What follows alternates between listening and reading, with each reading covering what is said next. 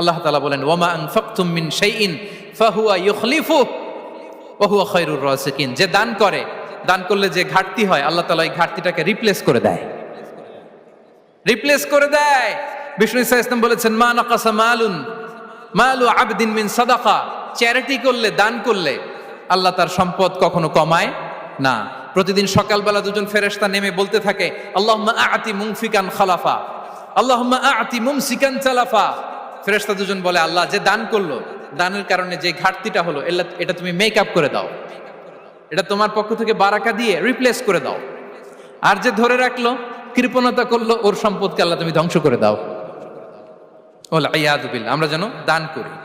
এরপরে বিষ্ণু ইসা ইসলাম বলেছেন বেশি বেশি হজ উমরা করলে, বেশি বেশি যদি কারো সাধ্য থাকে, ফিনান্সিয়াল ক্যাপাসিটি থাকে, বেশি বেশি হজ উমরা করলে তার রিজিকে বারাকা নেমে আসে। সব শেষে হচ্ছে দোয়া করা।